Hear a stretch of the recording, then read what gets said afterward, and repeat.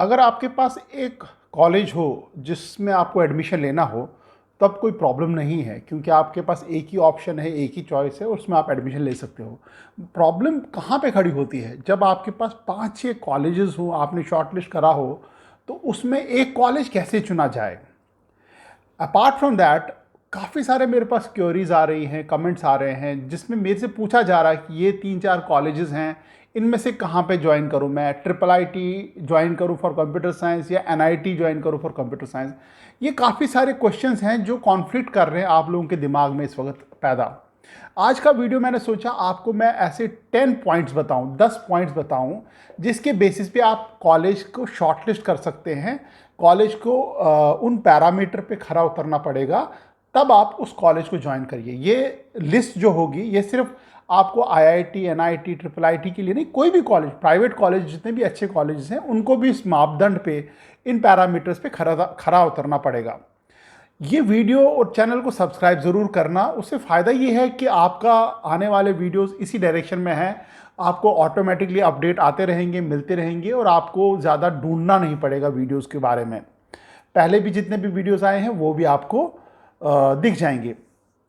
इससे फ़ायदा एक और ये है कि आपको कमेंट सेक्शन में आप जो ही कमेंट डालते हैं तो मैं क्विकली रिप्लाई कर देता हूँ, बट पीछे एक महीने में मैं कर नहीं पाया because I was in US for a month. तो वहाँ मेरी जो बैंडविड्थ थी, जो इंटरनेट का जो इंटरनेट कनेक्टिविटी थी, वो थोड़ा सा इशू था मेरे लिए, तो आई कुडंट रिस्पॉन्ड। इवन मैंने वीडियो कोई भी नहीं बनाया। अगर आप देखोगे जून और जुलाई के महीने में मेरा कोई वीडियो आया भी नहीं है। दूसरा ये आपको करना है, इसको वीडियो को शेयर ज़रूर करना। शेयर से ये फ़ायदा होता है कि कोई बच्चे या आपके जो फ्रेंड्स हैं या पेरेंट्स हैं, किसी के पेरेंट्स हैं जिनको इसके बारे में ज़्यादा पता नहीं है कि कैसे कॉलेज को शॉर्टलिस्ट किया जाए, तो उनको फ़ायदा हो जाता है। और तीसरा चीज़ ये है कि लाइक ज़रूर करना। लाइक का मतलब ये होता है कि मेरे को थोड़ा सा सेटिस्फेक्शन हो जाता है, हाँ यार मेरे वीडियोज़ को लाइक किया जा रहा है। सब्सक्राइब, लाइक एंड शेयर, ये तीनों चीज़ों आप करो। Before I start this video, I will reiterate, इस वीडियो को पूरा देखना, पूरा मतलब पूरा देखना। मेरे ख्याल 10-12 मिनट का वीडियो टोटल होगा, तो मैं इसमें सारे 10 पॉइंट्स आपको बताऊंगा कि जिनको आप फॉलो कर सकते हो to identify and shortlist your best college. आप जितने भी 4-5 कॉलेजेस के बीच में आपका बेस्ट कॉलेज कौन सा निकलेगा। जो पहला पैरामीटर है जिस पे आपको ध्यान देना पड़ेगा वो है कैंपस। कैंपस कैसा है कॉलेज का, that plays a very important role as far as a college selection is concern. There are whole lot of colleges, जो नए कॉलेजेस गवर्नमेंट ने स्टार्ट किए हैं, ट्रिपल आईटीज़ हैं, कुछ एनआईटीज़ भी हैं, इवन आईआईटीज़ भी हैं, जिनके अपने कैंपसेस नहीं हैं, वो किसी और के कैंपस में अपनी क्लासेस चला रहे हैं। सो वहाँ पे अगर आप किसी और के कैंपस, बोरोड कैंपस में क्लासेस चला रहे हैं, तो वो वहाँ पे कॉन्फ्लिक्ट हो जाता है आपका, और आपको जो कैंपस लाइफ है या कैंपस का जो एनवायरनमेंट है वो पूरा नहीं मिल पाता, जिसमें क्लासरूम्स होते हैं, हॉस्टल्स होते हैं, मेस एक्स्ट्रा है। मैंने कुछ कॉलेजेस ऐसे भी देखे हैं जहाँ पे कॉलेज का कैंपस किसी कैंपस में चल रहा है, किसी और कैंपस में चल रहा है, और हॉस्टल कहीं 10 किलोमीटर दूर है, उनको बस सुबह लेके जाती है, सब लेके जाती है, लेके आती है, तो उसमें वो मज़ा नहीं आता है। तो पहला जो काम है आपको देखना है कैंपस अपना है कॉलेज का, और कितना बड़ा है। बड़े से मतलब ये नहीं कि कितना एकड़ का है, बड़े इन द सेंस कि उसमें सारा इंफ्रास्ट्रक्चर है कि नहीं है। उस पॉइंट में मैं थोड़ा बाद में आऊँगा।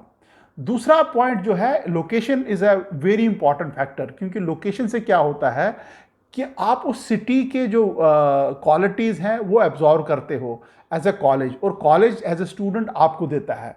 जैसे आप देखोगे मेट्रो में जितने भी कॉलेजेस हैं, वहाँ के स्टूडेंट ज़्यादा अच्छे से अपनी बात को रख पाते हैं, या उनका एक्सपोजर लेवल थोड़ा सा बेटर होता है than the non city colleges के। फॉर एग्जांपल दिल्ली, बॉम्बे, कैलकाटा, बैंगलोर जैसे कॉलेजेस में आप देखोगे थोड़ा वाइब्रेंसी अच्छी होती है। You can also go out, spend time in the city, आप पार्टी कर सकते हो बाहर, या बाहर से जो कंपनीज आती हैं, गेस्ट लेक्चर्स आते हैं, उनके लिए भी काफ़ी कन्वीनियंट रहता है। तो location plays a important role. अगर आपका लोकेशन एक क्राइटेरिया है तो उसको भी आप शॉर्टलिस्ट इन क्राइटेरिया में डाल दीजिए। थर्ड पॉइंट जो है वो है एकेडमिक्स। अब एकेडमिक्स में फैकल्टी कैसी है, कोर्सेज कैसे हैं, सिलेबस कैसा है, विजिटिंग फैकल्टीज आती हैं तो किस लेवल की आती हैं। फैकल्टी का एक इंपॉर्टेंट रोल है इंजीनियरिंग कॉलेज में। आई टेल यू व्हाई, क्योंकि अगर आप फैकल्टी अच्छी नहीं है तो आपको अच्छे से उस ब्रांच में मज़ा नहीं आएगा, पहली बात। दूसरी बात, अगर आपकी फैकल्टी अपडेटेड नहीं है, यंग नहीं है, तो आपको करिकुलम जो होगा वो उतना डेवलप भी नहीं होगा। काफ़ी सारे अच्छे अच्छे कॉलेजेस, टॉप के आईआईटीज़ भी हैं, अगर मैं उनका सिलेबस उठा के देखता हूँ तो वो पहले साल तो कंप्यूटर साइंस टच ही नहीं करते हैं। When it comes to the triple ITs, जो पहले पहले दिन से कंप्यूटर साइंस में आपका हाथ बिठा देते हैं, that is a reason triple ITs के जो कंप्यूटर साइंस के ग्रेजुएट होते हैं वो काफ़ी हद तक well skilled and well programmed बच्चे आते हैं than the top IITs also. जैसे ट्रिपल आईटी हैदराबाद है, दिल्ली है, मेरे ख्याल से आईआईटी बॉम्बे दिल्ली से बेटर बच्चे वहाँ से प्रोड्यूस होते हैं। वो बात अलग है, रेपुटेशन आईआईटी दिल्ली बॉम्बे का ज़्यादा है इस वक्त, बट बच्चे जो वहाँ से ग्रेजुएट होते हैं IIT, triple IT Delhi, triple IT Hyderabad, even Allahabad से, दे आर फिनोमिनल। फोर्थ जो है पॉइंट वो है आपका रैंकिंग। आप before you start selecting A college, आप हर एक कॉलेज की रैंकिंग देखिए। एक तो NIRF रैंकिंग है, गवर्नमेंट ऑफ इंडिया की रैंकिंग है, उसको आप चेक करो। काफ़ी सारे मैगजीन्स हैं जो रैंकिंग देते हैं कॉलेजेस की, वो चेक करो। इंटरनेशनल रैंकिंग भी है कुछ, जैसे QS ranking, Times Higher Education ranking, उनकी भी रैंकिंग देखो कि वो कॉलेज कहाँ फिट बैठते हैं। ऑल्दो रैंकिंग में अपना ही कॉन्फ्लिक्ट है कि यार कुछ अच्छे कॉलेज रैंकिंग में होंगे नहीं, बट एक ब्रॉडर वे में आपको एक आइडिया ज़रूर मिल जाता है यार इस कॉलेज का रेपुटेशन क्या है। अगर उसका मान लीजिए टॉप 20, टॉप 30, टॉप 50 में कॉलेज बैठता है तो दैट मीन्स डिसेंट अच्छा कॉलेज होगा वो। इसलिए रैंकिंग को आप नज़रअंदाज मत कीजिए, उसको इग्नोर मत कीजिए, रैंकिंग को भी रखो। फिफ्थ जो है वो है एकेडमिक इंफ्रास्ट्रक्चर, काफ़ी इंपॉर्टेंट है। बहुत सारे कॉलेजेस होते हैं जिनके पास एकेडमिक इंफ्रास्ट्रक्चर ही नहीं होता है। कॉलेज होता है, क्लासरूम होता है, फैकल्टीज़ होते हैं, सब कुछ होता है, बट एकेडमिक इंफ्रास्ट्रक्चर जैसे लैब्स कैसी हैं, मशीनरी कैसी। Ultimately engineering is nothing but using A machinery. Computer है, लेथ मशीन्स हैं, इलेक्ट्रिकल इक्विपमेंट है, मैकेनिकल इक्विपमेंट है, केमिकल लैब्स हैं। ये सारी लैब्स आपकी अपडेटेड होनी चाहिए। कोई मतलब सन 47 वाली लैब होगी तो आप ना तो कुछ सीख पाओगे, ना वो एक्सपीरियंस कहीं पे रिलेवेंट होगा। Lab should be modern and latest, वो आपको ध्यान देना है कि वो लैब्स उनकी अच्छी हैं। वो सारी चीज़ें आपको थोड़ा सा हर एक कॉलेज के लिए एक्सप्लोर करना पड़ेगा। लाइब्रेरी कैसी है, क्योंकि लाइब्रेरी में अगर अच्छी खासी बुक्स हैं, लेटेस्ट बुक्स हैं, तो आपको ज़्यादा लेटेस्ट इंफॉर्मेशन पता लगेगी। ये सब चीज़ें आपको एक्स स्टूडेंट होंगे वहाँ के, उनसे बात करने से पता लगेगा।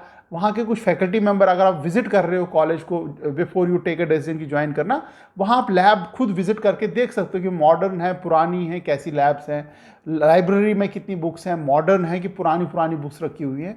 सो academic infrastructure plays a very important role. In fact जो आप फैकल्टी मेंबर्स भी है उनका भी क्वालिफिकेशन ज़रूर चेक करना कि यार उनका रिलेवेंट क्वालिफिकेशन है कि नहीं है। क्योंकि आप किसी स्पेसिफिक ब्रांच में जा रहे हैं तो स्पेसिफिक ब्रांच के प्रोफेसर टीचर से देखो, बात करके कि उनका कितना रेलेवेंट है आपका जो उनका एकेडमिक क्वालिफिकेशन है प्रोफेसर्स का। Sixth is a campus life, काफ़ी इंपॉर्टेंट है। अगर आपकी कैंपस लाइफ ही ख़राब है, अगर आपकी कैंपस लाइफ अच्छी नहीं है, तो 4 साल निकालना आपके लिए बहुत ही सिरदर्द वाला काम हो जाएगा। पहली बात तो कैंपस लाइफ का मतलब ही कैंपस अपना होना चाहिए, जो इंफ्रास्ट्रक्चर वहाँ पे वो अपना होना चाहिए, उसमें सोसाइटीज़ होनी चाहिए, क्लब्स होने चाहिए, वहाँ पे फेस्टिवल्स ऑर्गेनाइज हुए होने चाहिए, वहाँ पे वर्कशॉप हो, स्पोर्ट्स फैसिलिटी हो। ये सारी चीज़ें कैंपस को बनाती है, क्योंकि campus is not only academics. Classroom में गए, वापस आए, खाना खाया, सो गए, अगले दिन फिर उठे, क्लासरूम में गए, खाना खाया, लैब में गए, सो गए। ये चीज़ें आपकी पर्सनैलिटी में ऐड होती हैं कैंपस लाइफ की, जितनी भी मैंने चीज़ें बताई हैं। सेवन्थ पॉइंट जो है वो है इंडस्ट्री कोलैबोरेशन। इंडस्ट्री के साथ कितना कोलैबोरेटेड हैं, क्या वहाँ के इंडस्ट्री के कोई विजिटिंग फैकल्टीज़ आते हैं, आपको कोई लेक्चर देते हैं, या कंपनीज़ अपने आपके कॉलेज में या उस कॉलेज पर्टिकुलर कॉलेज में रोड शोज़ करते हैं, सेमिनार्स देते हैं, वर्कशॉप्स कंडक्ट करते हैं, या उस कॉलेज के बच्चे कंपनीज़ विजिट करते हैं, किस लेवल की कंपनीज़ विजिट करते हैं और उस विजिट में होता क्या है। तो that is very important, industry collaboration. अगर इंडस्ट्री कोलैबोरेशन अच्छी हो तो प्लेसमेंट में भी एक अच्छा इम्पैक्ट बैठता है। नंबर 8 इज़ प्लेसमेंट, जिसके लिए 99.9% स्टूडेंट का मोस्ट इंपॉर्टेंट कंसर्न है प्लेसमेंट। प्लेसमेंट में आपको थोड़ा सा गड़बड़ हो सकता है इन टर्म्स ऑफ अंडरस्टैंडिंग कि कॉलेज की प्लेसमेंट कैसी है। आप उस डेटा पे मत जाना जहाँ पे लिखा होता है 1.5 crore salary, 2 crore salary, 50 lakh salary, इतने लाख सैलरी। आप सिर्फ उस पे फोकस करो कि कितने बच्चों की एवरेज सैलरी कितनी है, क्या सबको प्लेसमेंट मिल रही है, और अगर सबको मिल रही है तो उसकी एवरेज सैलरी कितनी है। हो सकता है कि एवरेज कॉलेज की सैलरी 10 लाख हो, बट वो प्रोजेक्ट कर रहे हैं कि हमारे 4 बच्चों को 1 करोड़ का पैकेज मिला। क्या करोगे उस 1 करोड़ का पैकेज? वो सिर्फ 4 ही बच्चों को मिला, बट एवरेज सैलरी तो 10 ही लाख है ना। तो आपके माइंड में होना चाहिए, अगर 10 लाख रुपए एवरेज सैलरी है तो आपके माइंड में वही होना चाहिए, ना कि 1 करोड़, 2 करोड़, 3 करोड़। तो उस पैरामीटर्स पे आपको कॉलेज को इवेलुएट करना। There are whole lot of college जिनकी एवरेज सैलरी 20-20, 25-25 लाख है, but on the other hand there are few other colleges जिनकी एवरेज सैलरी 10 ही लाख रुपए है, बट वो प्रोजेक्ट करते हैं हमारे 1.5 करोड़ का पैकेज मिला, 2 करोड़ का पैकेज मिला। उस ट्रैप में आप फंसना मत। एवरेज सैलरी, हर एक बच्चे को एवरेज सैलरी क्या मिली, दैट इज मोर इंपॉर्टेंट।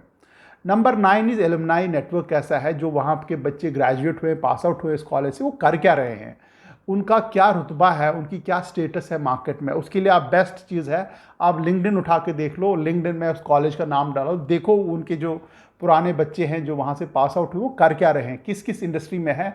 अगर अच्छी अच्छी जगह पे है, अच्छी अच्छी कंपनीज़ में है, तो उससे आपको ये फ़ायदा होगा कि कल को आप भी उन कंपनीज़ में अप्लाई कर सकते हो, क्योंकि वहाँ के बच्चे, उस कॉलेज के बच्चे ऑलरेडी उस कंपनी में प्लेस्ड हैं।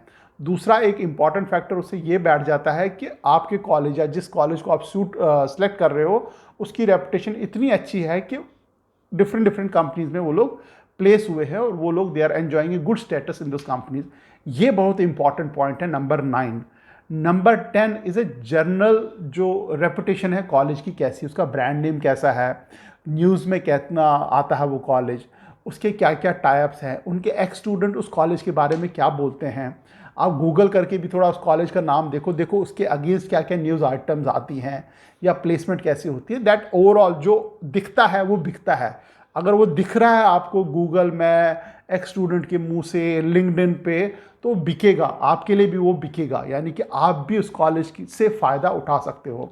सो ये 10 पॉइंट काफ़ी इंपॉर्टेंट है, मुझे लगा कि आप लोगों को बता दूं, आपको एक कंप्लीट गाइड बना के दे दूं, सो दैट आप जब भी कॉलेज चूज़ करें तो इन 10 पैरामीटर पे चूज़ करें, और आपको कहीं पे ज़्यादा एम्बिग्यूटी लग रही हो कि यार इंदौर में कन्फ्यूजन हो रहा है, तो मेरे को प्लीज़ आप तुरंत मैसेज करो कि इंदौर कॉलेज में मैं कौन सा कॉलेज लूँ। तो may be I will add some value टेट। ऐसा नहीं कि मैं बिल्कुल ही, मेरे को बिल्कुल करेक्ट इन्फॉर्मेशन कि ये कॉलेज ले लो, ये मत ले लो, but I will be able to add some information. Video को लाइक करना, सब्सक्राइब करना और शेयर ज़रूर करना। All the best and thank you very much.